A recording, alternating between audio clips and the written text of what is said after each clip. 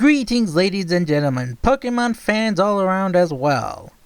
So, with the announcement of Sun and Moon's first online competition, the Battle of Alola, I figured why not give those of you who may be new to competition some team ideas and tactics for the very first online cup of this new series.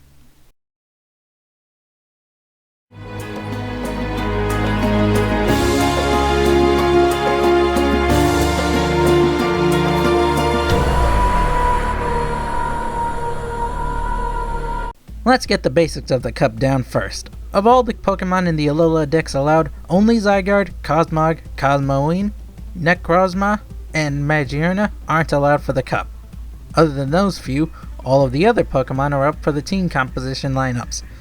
Also, there will be no items allowed, meaning of the 6 you choose for your team, none of them can carry items, so no Z moves or Megas, only what your Pokemon bring to the table.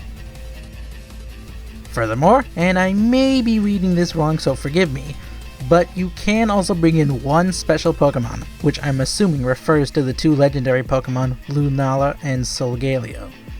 Now, while everyone will be going in with their own strategies and preferences, these lineups for these strats are just what I think would work for these team composition. So, our first tactical lineup for this competition is what I call the High Speed Low D Strat. And it essentially takes the fastest, heaviest hitting Pokemon using their superior speed and high attack damages to deal with opponents as quickly as possible, preferably with one hit.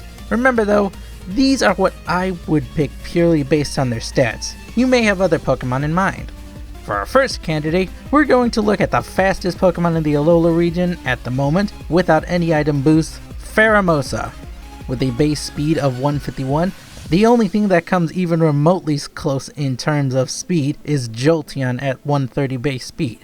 Not only that, but Farahmosa also has a very respectable heavy hitting stat for attack and special attack at 137. The only Pokemon faster than it with power are Salamence, Ash Greninja, Archeops, Wishiwashi, and Buzzwole. However, Farahmosa is the very definition of a glass cannon, as Farahmosa's very poor defenses, both of which are at 37, means nothing short of a 1/4 strength attack from a severely decreased attack or special attack stat will keep her alive in this cup. But Farahmosa's strong speed, strong attacks, and decent move pool with bug, fighting, and even some ice, poison, and flying type attacks means she can cover many types of opponents. Just be sure to not switch into her or she will not survive. Our next candidate is the aforementioned Jolteon. With a strong special attack and very high speed, both of them at a respectable 110 and 130, Jolteon is a great second candidate for those trainers looking to outspeed their opponents and deal high damage. Like Farahmosa though, Jolteon's low defenses with 60 and 95 respectively means that Jolteon needs to be aware of physical attacking Pokemon, as it will not survive in a heads-on brawl. Use Volt Switch for Jolteon users so it can deal strong damage and switch into another Pokemon to set up and keep your opponent guessing if you can get the KO. Third up on the list is a tie between Aerodactyl and Crobat. Both of these two would make great speedy Pokemon, both of whom tying for Jolteon for 130 speed, and both have respectable attack stats, with Aerodactyl's being the higher. However, Aerodactyl's power is stronger, while Crobat's typing gives it the greater advantage over those not prepared to deal with poison types. Both have good move pools and have access to the Tailwind, a great way to keep the speed in your favor and keep your opponents from outspeeding you, so this is up to the player's choice. Up next, the Tapu Pokemon, and of them, Tapu Koko is by far the fastest of the four Guardians. Not only does Tapu Koko have the speed to tie the previous three mentioned, but it has a very powerful attack stat of 115, stronger than Aerodactyl's. Not only that, but Tapu Koko's Electric Surge ability creates an electric terrain on the battlefield, preventing sleep-inducing moves and increasing electric attack power.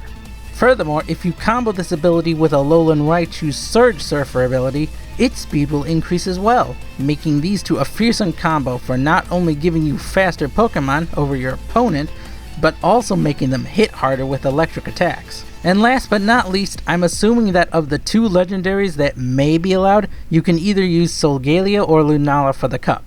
While neither has a faster speed, Solgaleo is a strong physical attacker, while Lunala is a strong special attacker. So if you can use either, use whichever attacking type you're lacking for your team. If they aren't allowed, then a good 6th member for this tactical lineup would be the most ideal Pokemon if you're looking for a Tailwind setup, Talonflame. While Talonflame's infamous Gale Wings has lost its constant priority, only activating if Talonflame is at full health, it means Talonflame can still set up Tailwind and keep the speed in its trainer's favor. So, there's my personal picks for the high speed, low D strat. This lineup hits hard, hits fast, and doesn't give your opponent time to blink if done properly. If you're looking to use this lineup, be aware of your biggest weaknesses, which will be super defensive Pokemon or Trick Room compositions. As for your type weaknesses, your biggest threat will come from ground type users and Pokemon. Water will give you some minor problems, and Psychic and Rock types will also give you a hard time at moments, but with this lineup, you should be able to handle most threats that come your way. So there you have it, my high speed, low D strat. Hopefully this gives you an idea for your own team, and if you have your other Pokemon or combinations of Pokemon that could work with this strategy, by all means, list them in the comments below. Keep your eyes peeled for my next few strategies, and if you have a concept for a lineup you'd like me to look at, list it as well in the comments below. Till then, Alola!